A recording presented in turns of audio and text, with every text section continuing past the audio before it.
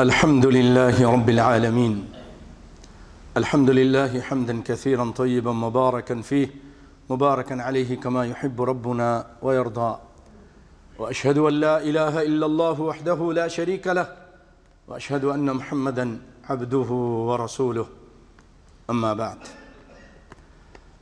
سامعین محترم، بھائی اور دوستو،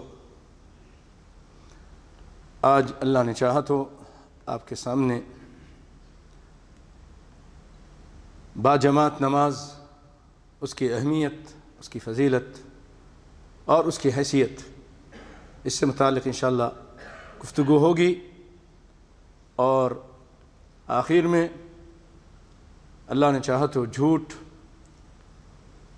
اور جھوٹ کی جو برائیاں ہیں اور جو اس کے اوپر لعنتیں ہیں، انشاءاللہ اس سے متعلق گفتگو کی جائے گی۔ اللہ سے دعا ہے کہ اللہ تعالیٰ ناچیز کو حق بیان کرنے اور ہم سب کو حق سن کر عمل کرنے کی توفیق عطا فرمائے۔ بھائیو، قرآن پاک کی آپ کے سامنے چند آیتیں تلاوت کی شروع میں، اور جس میں رب العالمین یہ ارشاد فرماتے ہیں کہ لوگو نماز قائم کرو، اقیم الصلاۃ، نماز کو قائم کرو اور مشرک مت ہو جاؤ۔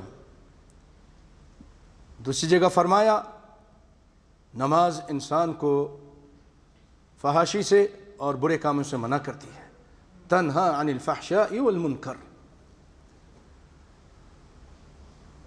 اور فرمایا ایک جگہ بے شک کامیاب ہو گئے وہ لوگ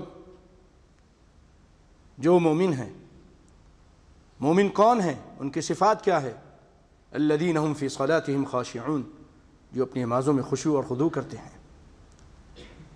آگے چل کے فرمایا والذین هم علی صلاتهم دائمون، اپنی نمازوں میں دوام کرتے ہیں، یہ نہیں کہ کبھی پڑھ لی اور کبھی چھوڑ دی، ہمیشہ نماز پڑھتے ہیں۔ پھر اللہ تعالیٰ نے سورہ معارج میں ان کے بارے میں فرمایا کہ اولئک فی جنات مکرمون، یہ بڑی عزت کے ساتھ جنتوں میں ہوں گے۔ اور سورۃ مؤمنون میں فرمایا اولئک هم الوارثون، یہ نمازوں کے پابند، اور اسی طرح کئی اور صفات بیان کی گئی کہ امانت کو ادا کرنے والے، گناہوں سے زناؤں سے بچنے والے، وعدے کی پاسداری کرنے والے، یہ ساری یہاں باتیں ذکر کی گئی ہیں۔ اس صورت میں سورۃ مؤمنون کے شروع میں رب العالمین فرماتے ہیں، آئیے وہ آیتیں سنتے ہیں۔ قد افلح المؤمنون الذين هم في صلاتهم خاشعون والذين هم عن اللغو معرضون والذين هم للزكاة فاعلون والذين هم لفروجهم حافظون إلا على أزواجهم أو ما ملكت أيمانهم فإنهم غير ملومين فمن ابتغى وراء ذلك فأولئك هم العادون والذين هم لأماناتهم وعهدهم راعون والذين هم على صلواتهم يحافظون أولئك هم الوارثون۔ یہ اچھی باتیں کی گئیں کہ زکوٰۃ ادا کرتے ہیں، شرمگاہ کی حفاظت کرتے ہیں، وعدے کی پاسداری کرتے ہیں، امانت کا خیال رکھتے ہیں، اور نماز کی پابندی کرتے ہیں، نماز کی حفاظت کرتے ہیں۔ اولئک هم الوارثون، یہ وارث ہیں۔ جیسے ایک باپ مر جائے تو بچہ لا محالہ اس کے مال کا وارث بنتا ہے، الا یہ کہ وہ اس کا قاتل ہو اور کفر کر لیا ہو، پھر نہیں بنتا۔ عام طور پہ باپ کے مال کا بچہ وارث بنتا ہے، اسی طرح جو یہ اچھے کام کرتے ہیں وہ بھی لا محالہ جنت کے وارث ہیں۔ اللہ اکبر۔ جیسے کوئی بھی شخص کسی بچے کو اس کے باپ کے مال سے محروم نہیں کر سکتا، اسی طرح اس آدمی جو یہ اچھے اچھے کام کرتے ہیں توحید کے بعد، اس کو بھی جنت کی وراثت سے محروم کوئی نہیں کر سکتا۔ اللہ اکبر۔ الذین یرثون الفردوس هم فیہا خالدون، جنت کے وارث بنیں گے، فردوس کے جنت الفردوس کے، اور اس میں ہمیشہ رہیں گے۔ اللہ سے دعا اللہ تعالی ہمیں یہ جنت الفردوس نصیب فرمائے۔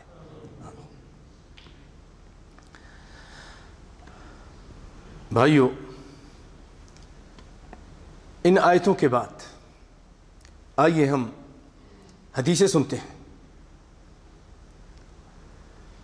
سیدنا ابن عمر رضی اللہ تعالی عنہما روایت فرماتے ہیں کہ نبی کائنات صلی اللہ علیہ وسلم نے فرمایا صلاۃ الجماعت افضل من صلاۃ الفذ، جماعت کے ساتھ جو بندہ مسلمان مومن نماز ادا کرتا ہے، یہ اس کی اکیلی نماز جو اپنے گھر میں یا دکان میں یا کسی اور آفس میں کہیں بھی وہ نماز ادا کرتا ہے، وہ اس سے 27 درجے بہتر ہے، ب27 درجہ افضل، اس سے بہتر ہے، افضل ہے۔ اگر وہ پڑھ لی تو وہ 1 درجہ ہے، اور یہ اس سے 27 درجہ بہتر ہے۔ جماعت سے پڑھنے میں اتنا اجر و ثواب ہے۔ اور ابو ہریرہ رضی اللہ تعالی عنہ روایت کرتے ہیں کہ نبی کائنات صلی اللہ علیہ وسلم نے فرمایا صلاۃ الرجل فی جماعت تضاعف، جو آدمی جماعت کے ساتھ نماز پڑھتا ہے اس کو بڑھایا جاتا ہے، اس کے اجر و ثواب کو، اس نماز سے جو وہ گھر میں ادا کرتا ہے یا بازار میں ادا کرتا ہے 25 ضعفا، 25 درجے اس کو بڑھایا جاتا ہے۔ پہلے میں 27 کہا، یہاں پر 25 کہا ہے۔ یہ اس کے خشوع اور خضوع پر مبنی ہے، اس کی ادائیگی پر مبنی ہے کہ جتنا اچھی طرح نماز پڑھے گا، جتنے دل کو لگا کر ادا کرے گا نماز اور اس میں توجہ دے گا، اتنا ہی اس کا درجے بھی بڑھتے جائیں گے۔ اور یہ اس لیے کہ وَذَلِكَ أَنَّهُ إِذَا تَوَضَّأَ فَأَحْسَنَ الْوُضُوء، یہ بندہ جب وضو کرتا ہے تو بہت اچھی طرح وضو کرتا ہے، طریقے سے وضو کرتا ہے، نبی کے طریقے کے مطابق، سنت کے مطابق، پانی کا اسراف نہیں کرتا اور جگہ کو خشک نہیں رہنے دیتا۔ فَأَحْسَنَ الْوُضُوء ثُمَّ خَرَجَ إِلَى الْمَسْجِدِ، وضو کرنے کے بعد پھر مسجد کی طرف نکلتا ہے۔ مسجد کی طرف آیا کسی اور دنیا کے غرض سے نہیں، لا يخرجه الا الصلاة، صرف نماز کے لیے آیا ہے، کوئی اور اس کا مقصد نہیں۔ ثم لم يخط خطوة، پھر وہ جب کوئی بھی قدم اٹھاتا ہے رفعت له بها درجہ، اس کے قدم اٹھانے کی وجہ سے، ایک قدم اٹھانے کی وجہ سے 1 درجہ اللہ تعالیٰ بڑھا دیتے ہیں۔ وحطت عنه بها خطيئة، اور دوسرا قدم اٹھانے کی وجہ، مسجد کی طرف آ رہا ہے، ایک قدم اٹھایا، اللہ تعالیٰ اس کا درجہ بلند کر دیتے ہیں۔ دوسرا قدم اٹھاتا ہے، اللہ تعالیٰ اس کے گناہ معاف کر دیتے ہیں۔ پھر جب وہ نماز پڑھ لیتا ہے مسجد میں آ کر، جماعت سے پڑھ کر اب بیٹھا ہے، اللہ کا ذکر کر رہا ہے، آپ صلی اللہ علیہ وسلم فرماتے ہیں فَإِذَا صَلَّى لَمْ تَزَلِ الْمَلَائِكَةُ تُصَلِّي عَلَيْهِ، اب فرشتوں کا کام یہ ہے کہ اس کے اوپر درود بھیجتے رہتے ہیں۔ درود کا مقصد یہ ہے، معنی یہ ہے، اگر فرشتوں کی طرف اس کی نسبت ہے، اس کے لیے دعا مانگتے رہتے ہیں، اس کے لیے دعا مانگتے رہتے ہیں، اور کہتے ہیں کہ اللہم صلی علیہ، اے اللہ اس پر درود بھیج، ورحمہ، اے اللہ اس پر رحم فرما، اے اللہ اس کو معاف فرما دے۔ رحمت اور استغفار اس کے معنی بنتے ہیں اگر فرشتوں کی طرف اس کی نسبت ہے۔ اور یہ کب تک ما دام فی مصلاہ، جب وہ اپنے اس جگہ پر بیٹھا رہتا ہے جہاں اس نے نماز ادا کی ہے۔ فرشتے مسلسل، یہ نوری مخلوق، اللہ کے نیک اور پارسا بندے اس نمازی بندے کے لیے مسلسل دعا کرتے رہتے ہیں۔ اللہ اکبر، اللہ اکبر۔ بھائیو، اپنے آپ کو محروم مت کرو، جلدی مت کرو، بھاگنے کی کوشش مت کرو، وہیں بیٹھ کر دعا کرتے رہیں، اذکار کرتے رہیں، اللہ کا ذکر کرتے رہیں۔ اللہم انت السلام ومنک السلام تبارک یا ذا الجلال والاکرام۔ آیت الکرسی پڑھیں، قل هو اللہ احد، قل اعوذ برب الفلق، قل اعوذ برب الناس، سبحان اللہ سبحان اللہ سبحان اللہ، الحمدللہ الحمدللہ الحمدللہ، اللہ اکبر اللہ اکبر اللہ اکبر۔ طریقے کے ساتھ یہ تسبیح کرتے رہیں، اور بیٹھ کے اگر قرآن بھی پڑھتے رہیں گے، فرشتے آپ کے لیے بخشش کی دعا مانگتے رہیں گے۔ اسی لیے علماء کہتے ہیں جس شخص کو یہ پسند ہے کہ فرشتے اس کے لیے بخشش کی دعا مانگیں، اس کے گناہ بہت ہیں اور وہ جھڑ جائیں اور معاف کر دیے جائیں، کیونکہ فرشتے نیک ہیں اور ان کی دعائیں قبول ہوتی ہیں اور اللہ کے آرڈر سے یہ دعا مانگتے ہیں، تو اس کو چاہیے کہ نماز کے بعد اپنی جگہ پہ بیٹھا رہے، دعا مانگتا رہے، اللہ تعالیٰ اس کو بخشتے رہیں گے۔ اللہ اکبر۔ اور پھر یہ بھی سن لیجئے، اگر آپ پہلے آ گئے، اذان ہوئی آگے، 10-15 منٹ ابھی باقی ہیں، کوشش کیجئے پہلے آنے کی۔ اللہ تعالیٰ ہم سب کو اچھی توفیق عطا فرمائے۔ دنیا کے کام کو چھوڑ کر نماز کی طرف رغبت کریں، آ جائیں۔ سنتے پڑھ کے بیٹھ جاتے ہیں، قرآن پڑھتے ہیں، یا بیٹھے ہیں اللہ کا ذکر کرتے ہیں، دعائیں کرتے ہیں، یا خاموش بیٹھے ہیں۔ آپ صلی اللہ علیہ وسلم فرماتے ہیں یہ شخص ایسا خاموش جو بیٹھا ہے، یہ صرف خاموش نہیں ہے، یہ نماز میں ہے، یہ نماز میں ہے۔ لا یزال فی صلاۃ من انتظر الصلاۃ، آدمی نماز کی حالت میں ہوتا ہے جب تک وہ نماز کے انتظار میں ہوتا ہے۔ اللہ اکبر۔ بھائیو، بخاری اور مسلم کی پکی روایت ہے، اسی لیے اس کی آپ اہمیت اس کو سمجھتے ہوئے اس پر عمل کریں اور اس پر بیٹھیں۔ اور بھائیو، آج ہم میں سے بہت سارے لوگ سستی کرتے ہیں، گھر میں ہی نماز پڑھ لیتے ہیں، اپنے آفس میں پڑھ لیتے ہیں، اپنے دکان میں پڑھ لیتے ہیں، مسجد کی طرف آنے کی جستجو نہیں کرتے، شوق نہیں، 27 درجے اور اتنے زیادہ درجے حاصل کرنے کی کوئی جستجو نہیں۔ آپ سنیے، ایک شخص ہے، نابینا ہے، اندھے ہیں، دیکھ نہیں سکتے ہیں، صحابی رسول ہیں، نبی کائنات صلی اللہ علیہ وآلہ وسلم کی خدمت میں حاضر ہوتے ہیں اور کہتے ہیں اللہ کے رسول، لیس لی قائد یقودنی، اے کائنات کے امام، میرا کوئی قائد نہیں، مجھے کوئی ہاتھ پکڑ کے چلانے والا نہیں، میں اندھا، مجھے راستے نظر نہیں آتے، گلیوں میں چل نہیں سکتا، آپ مجھے اجازت دیجئے،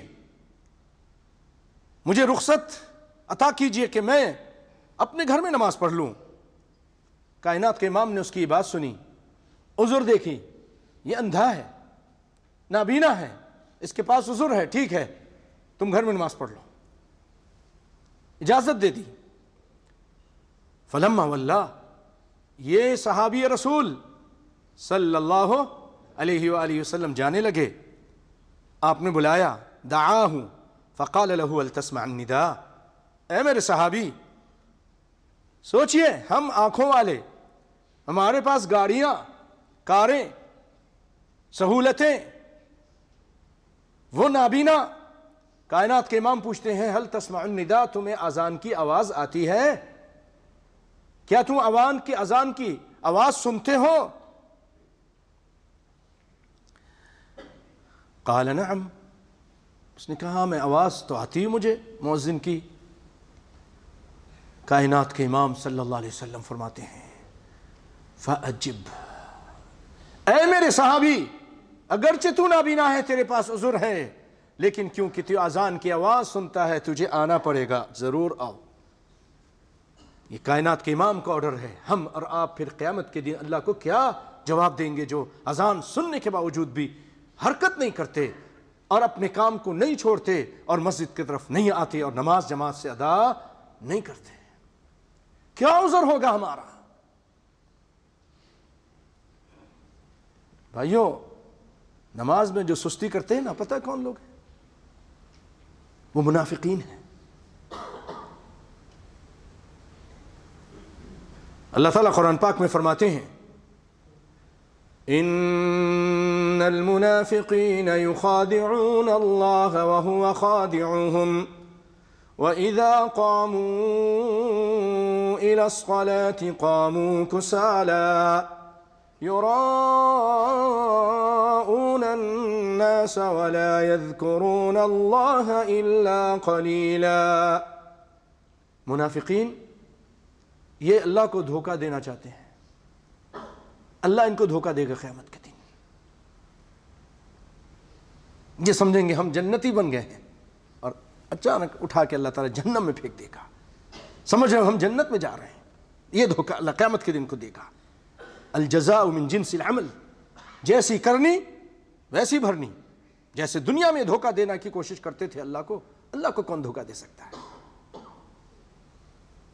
اللہ رب العالمین ان سے انتقام لے گا۔ یہ اپنے زعم میں سمجھیں گے ہم جنت جا رہے ہیں، اور اللہ تعالیٰ ان کو اوندھے جہنم میں پھینک دے گا۔ وَإِذَا قَامُوا إِلَى الصَّلَاةِ قَامُوا كُسَالَىٰ، جب کھڑے ہوتے تھے نماز کے لیے بڑے سستی کے ساتھ، کبھی آ گئے کبھی نہیں آئے، مرضی ہے سو گئے، اپنی مرضی کرتے تھے دین کے معاملے میں، اور لوگوں کو دکھلانے کے لیے نماز پڑھتے تھے۔ یراؤون الناس، ریا، نمود، شہرت، لوگ کیا کہیں گے آ جاتے ہیں، آفیسر کیا کہے گا، مدیر کیا کہے گا، آ جاتے ہیں۔ جب مدیر نہیں ہے تو سو رہے ہیں، محلے والے نہیں ہیں، کہیں دور گیا ہے سفر میں، نماز کا پتہ ہی نہیں۔ یراؤون الناس ولا یذکرون اللہ الا قلیلا مذبذبین بین ذلک لا الہ ہؤلاء ولا الہ ہؤلاء ان المنافقین فی الدرک الاسفل من النار۔ ان منافقین کے بارے میں اللہ تعالیٰ نے فرمایا ہے کہ جہنم کے سب سے نچلے طبقے میں ہوں گے۔ اور ایک جگہ فرمایا اثقل الصلاة علی المنافقین صلاة العشاء و صلاة الفجر، سب سے زیادہ جو نماز بھاری ہوتی ہے منافقین پر عشاء کی نماز اور فجر کی نماز بھاری ہوتی ہے۔ سوتے رہتے ہیں، فجر میں آتے نہیں ہیں، مؤذن کہتا ہے حی علی الصلاة حی علی الفلاح الصلاة خیر من النوم، یہ سو رہا ہے۔ ہم سے کب پیار ہے، ہاں تم کو نیند پیاری ہے۔ نیند کی وجہ سے نمازیں نکال دیتے ہیں۔ فویل للمصلین الذین هم عن صلاتهم ساہون ای یؤخرون، اپنی نماز کو دیر سے ادا کرتے ہیں، ٹائم سے نہیں ادا کرتے ہیں۔ نابینا شخص، آپ نے فرمایا فعجب، اور ایک دوسری روایت میں ہے ان نابینا شخص جو ام مکتوم کے نام سے مشہور ہیں اور نبی کائنات کے مؤذن بھی ہیں، یہ مؤذن تھے، اذان دیا کرتے تھے، بلال اذان دیتے تھے سحری کی، اور یہ اذان دیتی تھی فجر کی۔ اللہ اکبر۔ انہوں نے آ کے کہا، دوسری روایت میں اس طرح ہے ذرا تفصیل کے ساتھ، یا رسول اللہ ان المدینہ کثیرۃ الہوام والسباع، اے اللہ کے رسول مدینے کے اندر سانپ بچھو ہیں، سانپ ہیں، بچھو ہیں، اور درندے بھی ہیں، جنگل سے آ جاتے ہیں، پہاڑوں سے۔ اتنی بڑی بستی نہیں تھی پہلے، خونخوار کتے بھی ہو سکتے ہیں، میں نابینا ہوں۔ فقال رسول اللہ صلی اللہ علیہ وسلم، نابینا بھی ہے، سانپ اور بچھو کا خطرہ بھی ہے، درندوں کا خطرہ بھی ہے، والسباع۔ فقال رسول اللہ صلی اللہ علیہ وسلم تسمعوا حی علی الصلاۃ حی علی الفلاح، کیا تم حی علی الصلاۃ کی ندا سنتے ہو، حی علی الفلاح کی آواز سنتے ہو؟ مؤذن اللہ کی طرف سے ندا دیتا ہے کہ آ جاؤ نماز کی طرف، آؤ فلاح کی طرف۔ مومنوں کیا ہو گیا ہمیں، ہم بھی تو سنتے ہیں۔ اللہ اکبر، اپنے کام میں مشغول، ٹی وی چل رہا ہے تو چل رہا ہے، واٹس ایپ پہ بات ہو رہی ہے تو بات ہو رہی ہے، بات نہیں چھوڑیں گے، نماز چھوڑ دیں گے، تجارت ہے تو تجارت چلتی رہے گی، نماز نکل جائے گی۔ آفس کا کام نہیں چھوڑیں گے، نماز چھوڑ دیں گے۔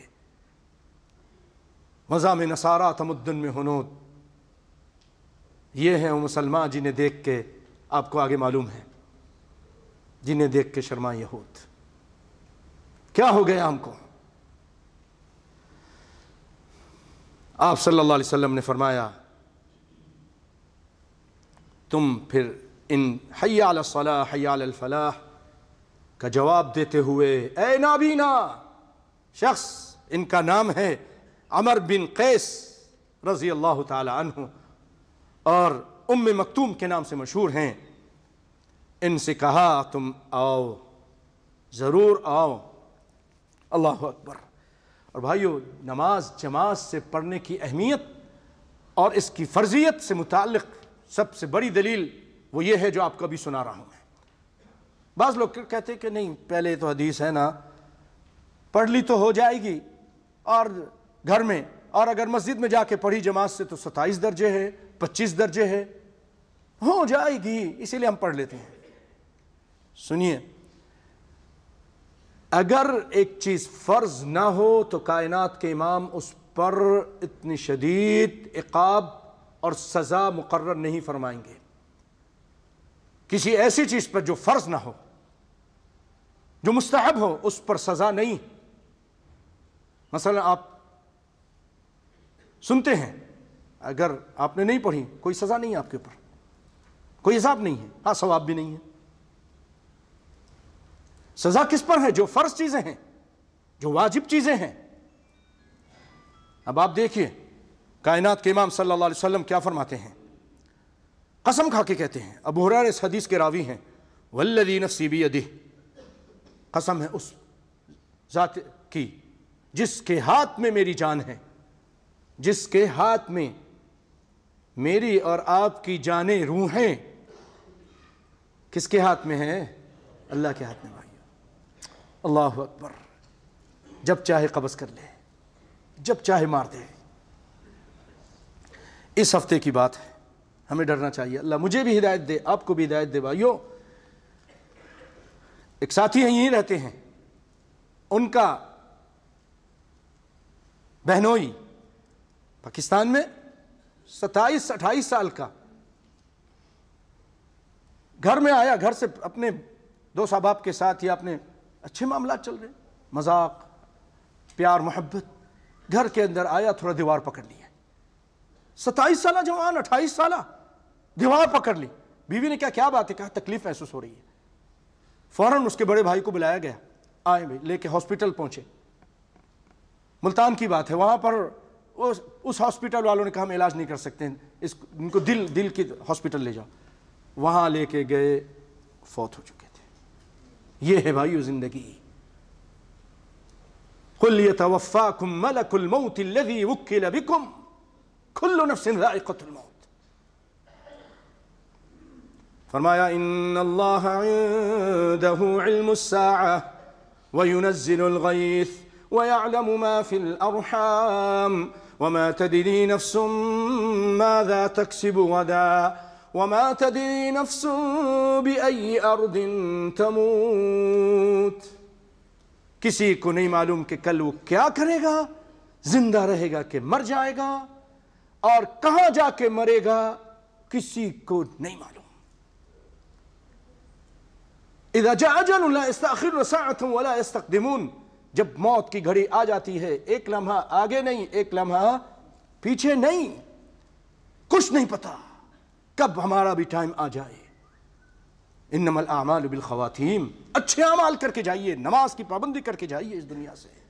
گارنٹی نہیں، نہ میرے پاس، نہ آپ کے پاس، نہ کسی بڑے جرنیل اور کرنیل کے پاس، نہ کسی بادشاہ کے پاس، کسی کے پاس بھی گارنٹی زندگی کی نہیں۔ ایک سانس جو آ رہا ہے، نہیں پتا کہ دوسرا آ سکتا ہے کہ نہیں آ سکتا۔ یہ ہے زندگی۔ توبہ کیجئے، معافی مانگیے، گناہوں سے بچنے کی کوشش کیجئے، حقوق کو ادا کیجئے۔ کسی پہ ظلم کیا ہے تو آج ہی صلح صفائی کر لیجئے، جس کا مال لیا ہے اس کو دے دیجئے، جس کے ساتھ زیادتی کی اس سے معافی مانگ لیجئے، کل کے لیے تیاری کر لیجئے۔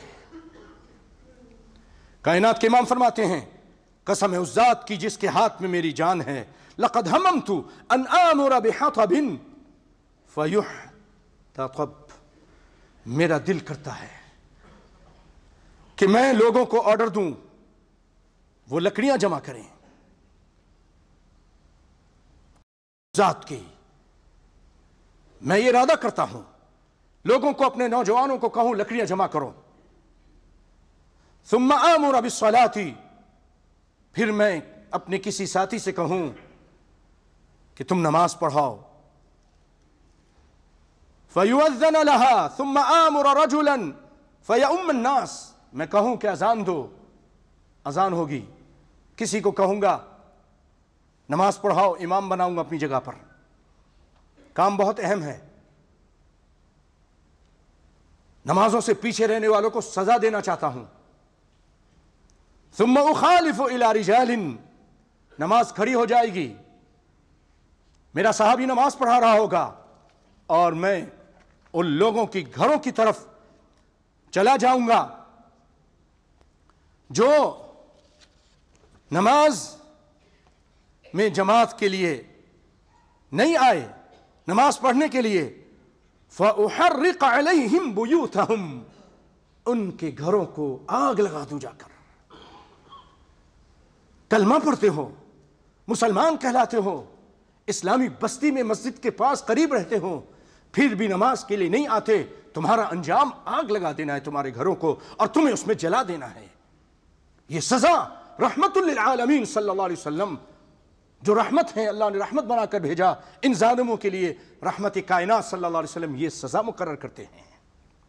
حالانکہ آپ بڑے نرم ہیں، آگ سے جلانے کو پسند نہیں کرتے ہیں، منع کرتے ہیں، لیکن جماعت سے نماز نہ پڑھنے والا اس آگ کا مستحق ہے.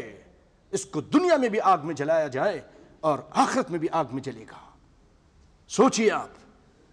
لیکن آپ کو کیا خیال آیا کہ عورتیں ہیں ان پر نماز فرض نہیں ہے، بچے ہیں ان پر نماز فرض نہیں ہے کہ وہ مسجد سے آ کر، فرض سے متعلق مطلب یہ ہے کہ جماعت سے آ کر پڑھنا فرض نہیں ہے.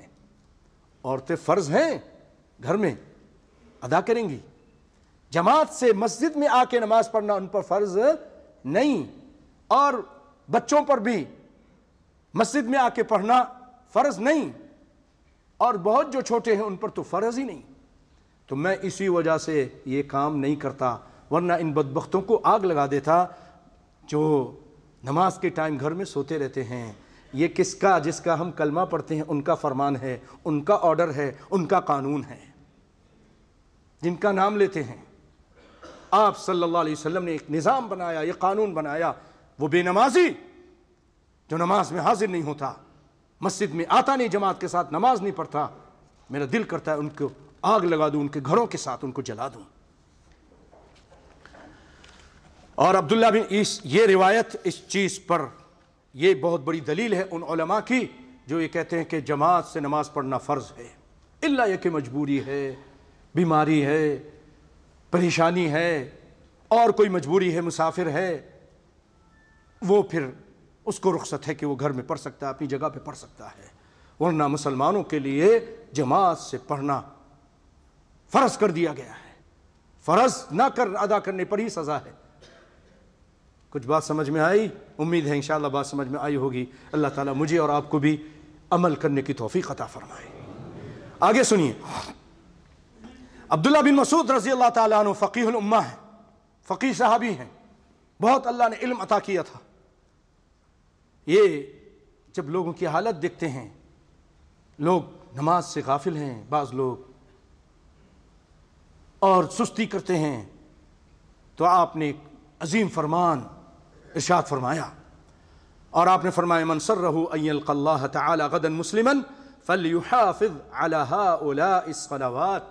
جو یہ چاہتا ہے کہ کل قیامت کے دن اپنے آقا، اپنے مولا، اپنے اللہ سے ملاقات کرے اس حالت میں کہ وہ مسلمان ہو،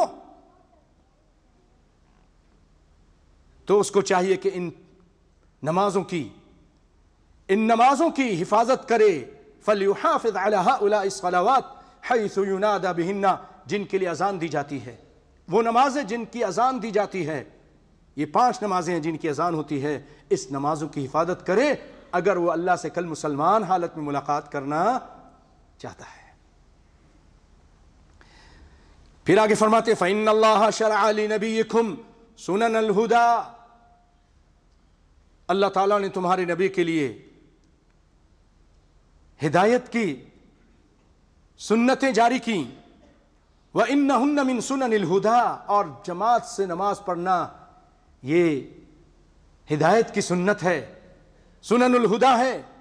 پھر فرماتے ہیں وَلَوْ أَنَّكُمْ صَلَّيْتُمْ فِي بُيُوتِكُمْ كَمَا يُصَلِّي هَذَا الْمُتَخَلِّفُ فِي بَيْتِهِ، اگر تم بھی ان متخلفوں کی طرح، پیچھے رہنے والوں کی طرح اپنے گھروں میں نماز پڑھو، لَتَرَكْتُمْ سُنَّةَ نَبِيِّكُمْ، اگر تم بھی اس طرح کرنے لگ جاؤ کہ جیسے یہ پیچھے رہنے والے یا بعض منافقین نماز پڑھتے ہیں اپنے گھروں میں، تم بھی گھروں میں نماز پڑھنا شروع کر دو اور جماعت کو چھوڑ دو، تو تم لَتَرَكْتُمْ سُنَّةَ نَبِيِّكُمْ، نبی کے سنت یعنی نبی کے طریقہ کو چھوڑ دو گے، نبی کے طریقہ کو چھوڑ دو گے۔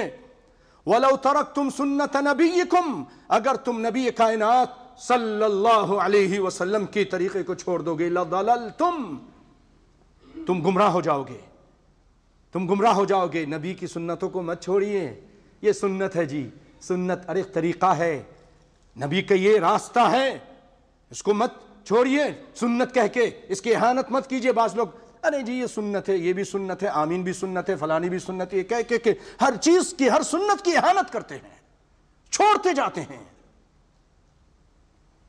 نبی کی سنت کی اہمیت اجاگر کریں اپنے دل میں، اس سے محبت کریں، اس کے اپنے پیشانی کا جھومر بنائیں، اس کو آنکھوں کا سرما بنائیں، نبی کائنات صلی اللہ علیہ وسلم کی ادنا سنت پر اپنی جان کو قربان کرنے کے لیے تیار ہو جائیں۔ سنت چھوڑ دیں گے، نبی کا طریقہ چھوڑ دیں گے تو تم گمراہ ہو جاؤ گے۔ وَلَقَدْ رَأَيْتُنَا وَمَا يَتَخَلَّفُ عَنْهَا إِلَّا مُنَافِقٌ، عبداللہ بن مسعود کہتے ہیں کہ ہم نے دیکھا تھا نبی کائنات صلی اللہ علیہ وسلم کے زمانے میں، ہم دیکھتے تھے کہ اس نماز سے، جماعت سے پیچھے رہتا تھا کون؟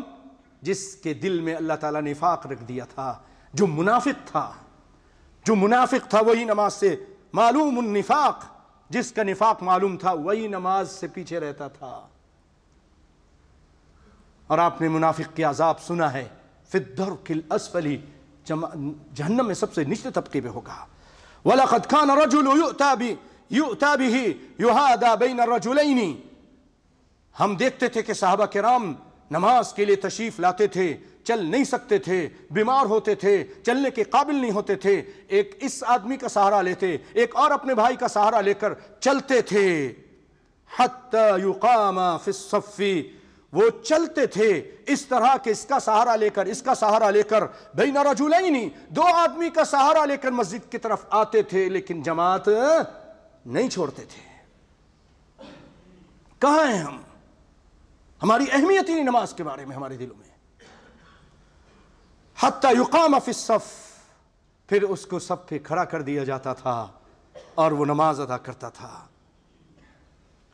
اور ایک روایت میں آپ فرماتے ہیں ان رسول اللہ صلی اللہ علیہ وسلم علمنا سنن الہدا، عبداللہ بن مسعود فرماتے ہیں کہ نبی کائنات صلی اللہ علیہ وسلم نے ہمیں ہدایت کی سنتیں سکھائی ہیں، بتلائی ہیں۔ وَإِنَّ مِن سُنَنِ الْهُدَى الصَّلَاةُ فِي الْمَسْجِدِ الَّذِي يُؤَذَّنُ فِيهِ، اور سنن ہدایت میں سے یہ ہے کہ جماعت کے ساتھ مسجدوں میں نماز ادا کی جائے۔ الصَّلَاةُ فِي الْمَسْجِدِ الَّذِي يُؤَذَّنُ، اس مسجد میں جہاں اذان دی جاتی ہے وہاں نماز پڑھی جائے۔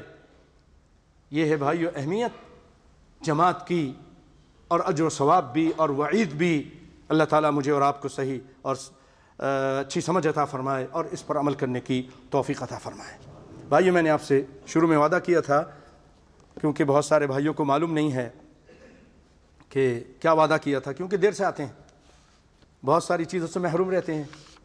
کوشش کیجیے ذرا جلدی آنے کی، فرشتے نام نہیں لکھتے، اجر و ثواب نہیں ملتا، جمعے میں بھی دیر کرتے ہیں، جمعے میں بھی ہم دیر کرتے ہیں۔ بھائیو کوشش کرنا چاہیے کہ خطیب سے پہلے آئیں۔ ہم آتے ہیں یہاں 5 6 10 آدمی ہوتے ہیں، خطبہ شروع کرتے ہیں، پھر اللہ تعالیٰ ہمارے بھائیوں کو بھیج دیتا ہے۔ کوشش کیجیے ذرا جلدی آئیے، بڑا اجر و ثواب ہے، آپ کا نام رجسٹر پہ لکھا جاتا ہے۔ خطیب آ جائے خطبہ شروع کر دے تو پھر وہ رجسٹر لے کر بیٹھ جاتے ہیں، نام نہیں لکھتے، محروم، اجر و ثواب سے محروم۔ مت محروم کیجیے، قیامت کے دن ایک ایک اجر کے لیے پھر انسان بھاگے گا۔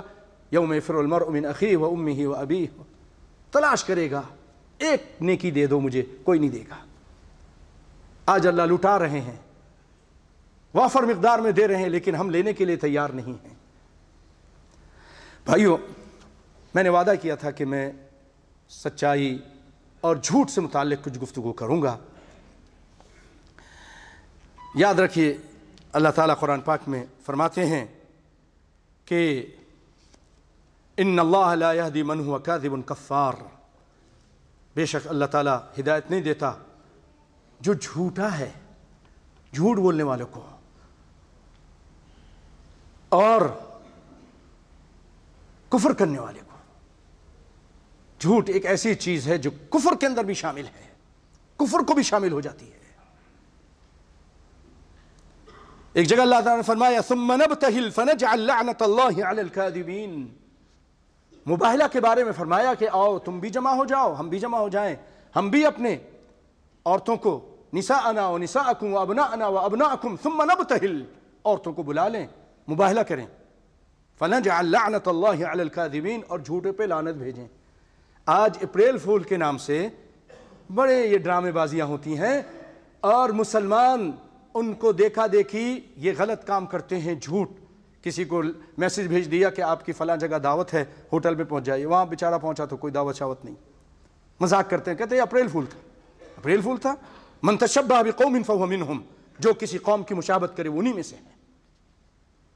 یہ ہماری عادت نہیں۔ یا ایھا الذین آمنوا اتقوا اللہ وکونوا مع الصادقین، اے ایمان والو اللہ سے ڈرو اور سچ بولو، سچوں سے ہو جاؤ، سچوں کے ساتھ ہو جاؤ۔ جھوٹوں پر تو اللہ کی لعنت ہے۔ جھوٹ مت بولیے، جھوٹ مت بولیے، جھوٹ سے بچیے۔ اور جھوٹ بولنا تو منافقین کی نشانیاں ہیں۔ ابھی جو منافقین کے آپ نے ذکر سنا، آپ صلی اللہ علیہ وسلم فرماتے ہیں، بخاری مسلم کی روایت ہے، آیت المنافق ثلاث اذا حدث کذب، جب بات کرتا ہے جھوٹ بولتا ہے۔ تین نشانیاں ہیں منافق کی، جب بات کرتا ہے جھوٹ بولتا ہے، وَإِذَا وَعَدَ أَخْلَفَ، وعدہ کرتا ہے وعدہ خلافی کرتا ہے، وَإِذَا عَاهَدَ غَدَرَ، جب عہد کرتا ہے تو عہد شکنی کرتا ہے، عہد کو پورا نہیں کرتا، وعدہ بھی پورا نہیں کرتا، بات کرتا ہے جھوٹ بولتا ہے۔ کے نام سے یورپ کے پیچھے مت بھاگیے، اپنے نبی کائنات صلی اللہ علیہ وسلم صادق الامین کے پیچھے چلیے۔ وہ صادق تھے، جب کفر کا زمانہ تھا تب بھی صادق تھے، کافروں نے کہا صادق الامین ہیں یہ، اور اسلام میں بھی سچ پر قائم رہے، اور ہمیں بھی سچ کی تعلیم دی ہے۔ اور یاد رکھیے، ایک روایت ہے موطا امام مالک کے اندر ہے، ایک صحابی پوچھتے ہیں یا رسول اللہ ایکون المؤمن جبانا، اللہ کے رسول کو مومن بزدل ہو سکتا ہے؟ قال نعم۔ قیل له ایکون المؤمن بخیلا، مومن بخیل بھی ہو سکتا ہے؟ قال نعم۔ قیل له ایکون المؤمن کذابا؟ قال لا۔ کیا مومن جھوٹا ہو سکتا ہے؟ آپ نے فرمایا نہیں، جھوٹا نہیں ہو سکتا، بخیل بھی ہو سکتا ہے، بزدل بھی ہو سکتا ہے، اگرچہ اس حدیث میں مقال ہے، اس کے مقال ہے، لیکن اس کی یہ بات مومن جھوٹا نہیں ہو سکتا۔ زبردست قرآن حدیث کی تائید ہے اس پہ۔ اور مسند احمد کی روایت ہے، آپ صلی اللہ علیہ وسلم فرماتے ہیں لا یجتمع الکفر والایمان فی قلب امرئ ولا یجتمع الصدق والکذب او الکذب جمیعا۔ آپ صلی اللہ علیہ وسلم فرماتے ہیں کہ کفر اور ایمان ایک دل میں جمع نہیں ہو سکتے، اور سچائی، سچ اور جھوٹ یہ بھی جمع نہیں ہو سکتے۔ ولا تجتمع الخیانۃ والامانۃ جمیعا، اور خیانت اور امانت داری بھی جمع نہیں ہو سکتی۔ مسند احمد کی روایت ہے۔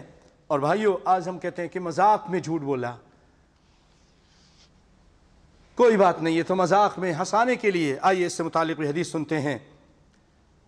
ایک صحابی ہیں عبداللہ بن عامر رضی اللہ تعالیٰ عنہ، فرماتے ہیں دعتنی امی یوما ورسول اللہ صلی اللہ علیہ وسلم قاعد فی بیتنا فقالت له تعال اعطیک شیء اعطیک، فقال لها رسول الله صلى الله عليه وسلم ما اردت ان تعطيه؟ قالت اردت ان اعطيه تمرا، فقال لها رسول الله صلى الله عليه وسلم اما انك لو لم تعطيه شيئا كتبت عليك كذبة۔ رواہ ابو داود۔ ایک عورت عبداللہ بن عامر کہتے ہیں، چھوٹے صحابی ہیں، کہ میں گھر میں تھا، امی بھی تھیں، تو رسول اللہ صلی اللہ علیہ وسلم موجود تھے ہمارے گھر میں، غالباً رشتہ دار ہوں گے، تو مجھے بلایا کہ آؤ بیٹے میں تم کو کچھ دوں۔ تو آپ صلی اللہ علیہ وسلم فرمایا کہ یہ تو عام ہوتا ہے نا، آؤ تم کو دوں، پھر پکڑ لیتے ہیں، کوئی اور بات کرتے، کچھ دیتے نہیں ہیں، تو بلایا کہ میں تم کو دوں کچھ۔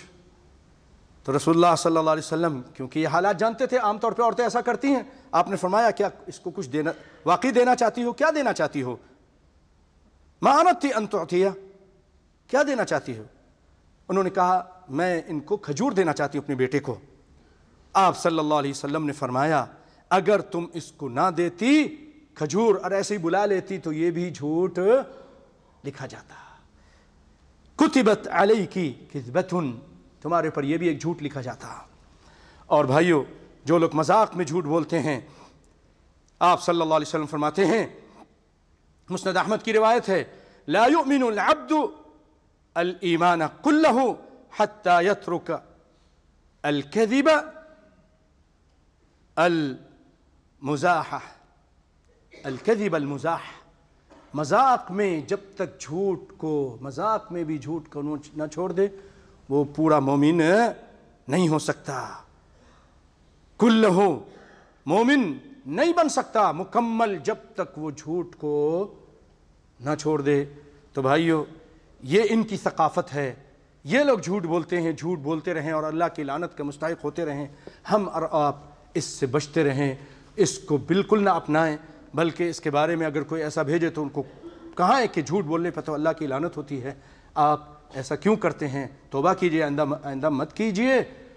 اور یہ دھوکہ بھی ہے، جھوٹ بھی ہے، فریب بھی ہے، اور یہ لعنتی کام ہے۔ اللہ تعالیٰ سب کو اچھی سمجھ عطا فرمائے، اللہ تعالیٰ ہم سب کے گناہوں کو معاف فرمائے اور ہم سب کی مشکل پریشانیوں کو دور فرمائے۔